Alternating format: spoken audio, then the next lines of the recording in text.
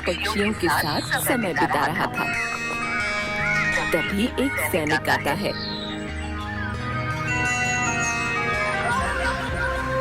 महाराज की जय हो। महाराज, पड़ोसी राज्य के राजा हरि सिंह के सेनापति आपसे मिलने की आज्ञा चाहते हैं। उन्हें आदर सहित अंदर ले आइए। जी महाराज। सैनिक जाता है और सेनापति को साथ लेकर महाराज के समक्ष आता है। महाराज की जय हो। महाराज, जैसा कि हमारे महाराज हरि सिंह को अच्छे से ज्ञात है कि आपसे बड़ा पशु पक्षी प्रेमी आसपास के राज्यों में और कोई नहीं है, उन्होंने उपहार हेतु आपके लिए ये 2 अनमोल बांस के बच्चे भेजे हैं। आप इस बहुमूल्य उपहार को स्वीकार करें। राजा बांस के बच्चों को हाथ में लेता है और उनके ऊपर हाथ फेरते हुए कहता है, बहुत खूब। मैंने आज से पहले इतने शानदार बांस कभी नहीं देखे। राजा हरि सिंह जी को मेरी तरफ से बहुत बहुत धन्यवाद कहिएगा। हमें उनका ये तोहफा बहुत पसंद आया। राजा ने उनकी देखभाल के लिए एक अनुभवी आदमी को नियुक्त कर दिया।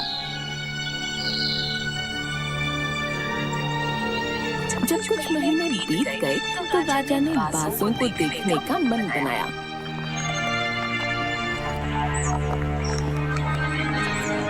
और उस उद्यान में पहुंच गए जहां उन्हें पाला जा रहा था।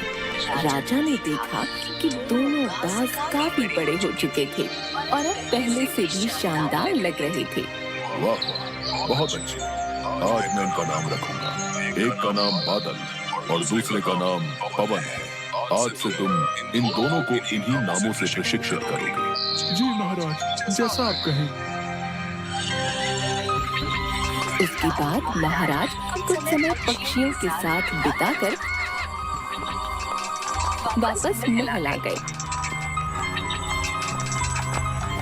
और सेवादार उन दोनों बाजों को बादल और पवन के नाम से पुकारने लगा। कुछ दिनों बाद महाराज सेवादार ने ऐसा ही किया। इशारा मिलते ही दोनों बाज उड़ान भरने लगे। तो जहाँ एक बाज आसमान की ऊंचाइयों को छू रहा था, वहीं दूसरा कुछ ऊपर जाकर वापस उसी डाल पर आकर बैठ गया जिससे वो उड़ा था। ये देख राजा को कुछ अजीब लगा। क्या बात है, जहाँ बादल इतनी अच्छी उड़ान भर रहा है वहीं पवन उड़ना ही नहीं चाह रहा। जी हुजूर, पवन के साथ शुरू से यही समस्या है। वो इस डाल को छोड़ता ही नहीं।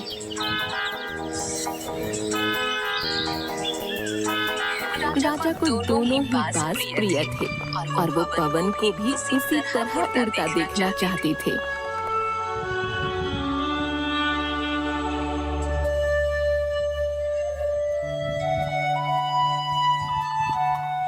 अगले दिन पूरे राज्य में ऐलान करा दिया गया कि जो व्यक्ति इस बाज यानी पवन को ऊंचा उड़ाने में कामयाब होगा, उसे ढेरों इनाम दिए जाएंगे। सुनो सुनो सुनो, रामगढ़ के वासियों सुनो। महाराज सूरजभान का आदेश है कि उनके पक्षियों में से प्रिय बाज पवन को जो आसमान की ऊंचाइयों में उड़ाने में सफल रहेगा, उसे स्वर्ण मुद्राएं दी जाएंगी। सुनो सुनो सुनो।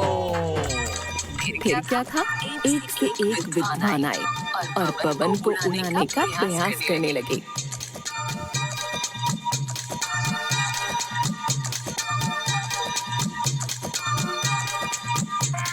पवन, मेरे हाथ पर बैठ। पवन पवन उड़कर उसके हाथ पर बैठ जाता है। अब विद्वान एक रोटी का टुकड़ा आसमान में उछालता है और पवन को उस ओर उड़ने का इशारा करता है।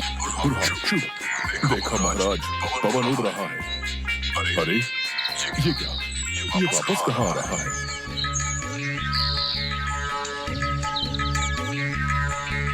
पवन उड़ता है और वापस आकर विद्वान के सर पर बैठ जाता है।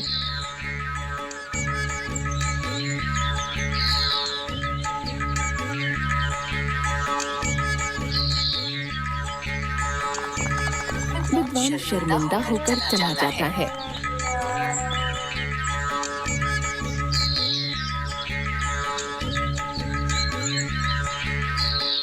चल सुस्त बाज इधर आ। पवन उसको सुनकर भी अनसुना कर देता है। अरे पवन सुनो, हाथ पर बैठो। पवन ने नहीं सुना और विद्वान उसको जबरदस्ती पकड़ने लगता है।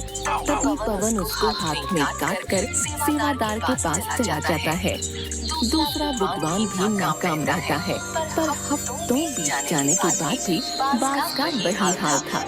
वो थोड़ा सा उड़ता और वापस आकर डाल कर बैठ जाता। फिर एक दिन कुछ अनोखा हुआ। राजा ने देखा कि उसके दोनों बाज आसमान में उड़ रहे थे। उन्हें अपनी आंखों पर यकीन नहीं हुआ और उन्होंने तुरंत उस व्यक्ति का पता लगाने को कहा जिसने ये कारनामा कर दिखाया था। सैनिक, कौन है जिसने ये कारनामा कर दिखाया? मुझे मेरी आंखों पर विश्वास नहीं हो रहा है। देखो, पवन और बादल कैसे आसमान की ऊंचाइयों पर उड़ान भर रहे हैं। उस आदमी को मेरे सामने बुलाओ। वह व्यक्ति एक किसान था।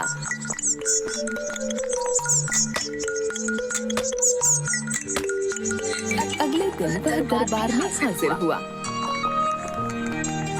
उसे इनाम में स्वर्ण मुद्राएं भेंट करने के बाद राजा ने कहा, मैं तुमसे बहुत प्रसन्न हूँ। बस तुम इतना बताओ कि जो काम बड़े बड़े विद्वान नहीं कर पाए वो तुमने कैसे कर दिखाया? मालिक, मैं तो एक साधारण सा किसान हूँ। मैं ज्ञान की ज्यादा बातें तो नहीं जानता।